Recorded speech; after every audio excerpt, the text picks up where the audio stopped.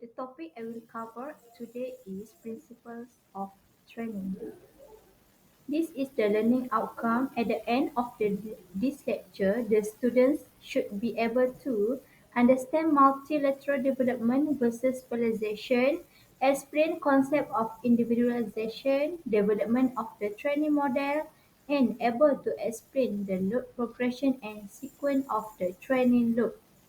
Okay, for the first learning outcome, in general, the early development of athletes should focus on multilateral development, which target the overall physical development of the athlete. As the athlete become more developed, the proportion of specialized training, which focus primarily on the skill needed in the target sport, steadily increase. In order to effectively develop the athlete, the coach must understand the importance of each of these two training stages and how the training focus changes as the athlete develops. For the first one, early specialization is involve the quick performance improvement, best performance achieved at the 15 to 16 years of age because of the quick adaptation, inconsistent performance in competition, high incidence of burnout and quitting sport by the age of 18, increased risk of injury because of forced adaptation and lack of physiological development. For the multilateral development, it is involved the slower performance improvement, best performance at the age of the athlete and older when the athlete has reached physiological and psychological maturation.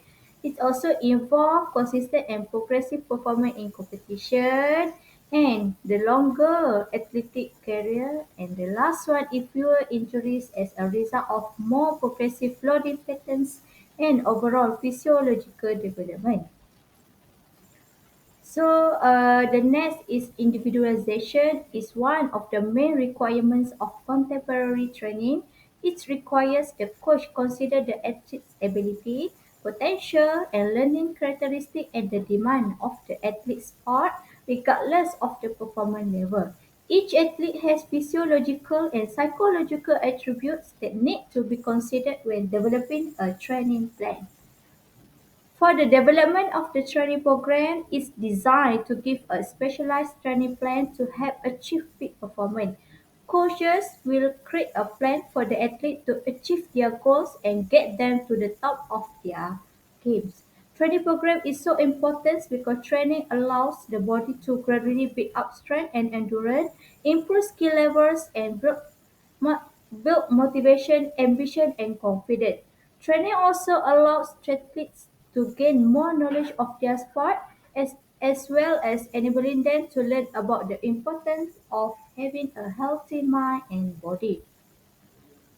For the load progression is a favorite modality for eliciting morpho-functional adaptation through a progressive increase of muscular, metabolic or neural stress over time.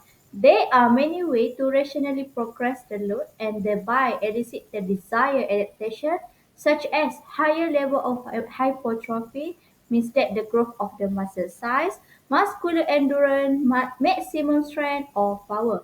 In order to understand these options, we must analyze the loading variables and how they influence the final training effect. In the case of the strength training, the training parameters are shown in figure below.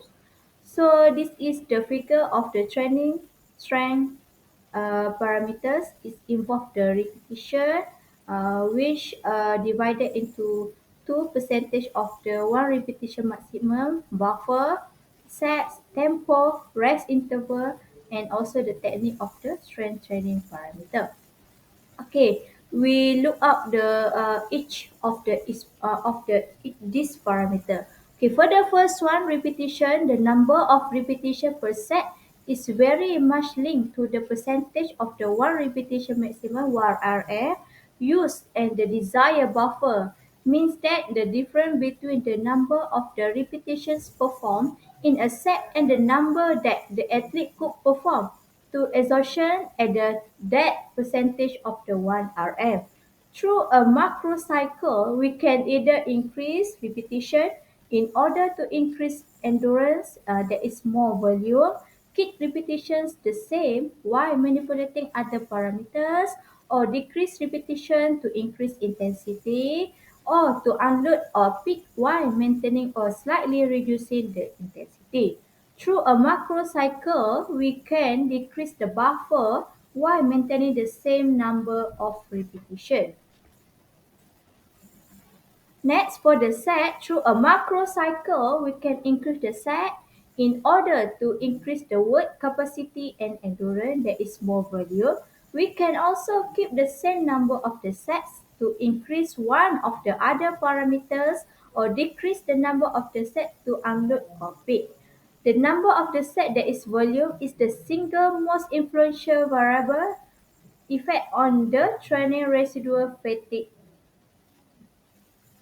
The third one is tempo, is defined as duration of the full repetition, therefore it affects the set duration. Both the tempo of single repetition and the set duration directly influence the final training effect. For this reason, once the desired training effect and the corresponding repetition tempo and the set duration are established, it is advisable to keep them stable throughout the macro cycle. Changing them, for example, by performing the repetition faster, might give the false impression of the progressing when in fact that the training effect is changes.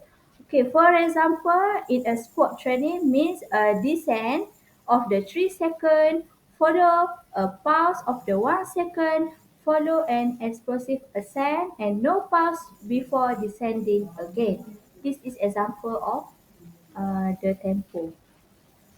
Okay, next for the rest interval is directly also influence the final training effect. We can increase the rest interval if the macro cycle move to a decrease in repetitions and increase in intensity. We can decrease the rest interval in order to increase the endurance, or we can keep the rest interval the same while changing one or more of the other variables. When performing series of sets for power endurance, for example, and the muscle endurance, reducing the rest interval between the sets while maintaining their power output allows a densification that later translates into a higher mean power output for a longer duration. Last, for the learning outcome is the sequence of the training load. When you study the activity of the central nervous system, you noted that the weak stimuli provoke with the irradiation, maximum stimuli means that strong irradiation, and medium stimuli indicate that a concentration of the stimulation and inhibition process. Weak irradiation disinhibit the cerebral cortex, more correctly certain of its neural center. The presence of these processes in the central nervous system complex and many side activities suggest that there are different levels of activation.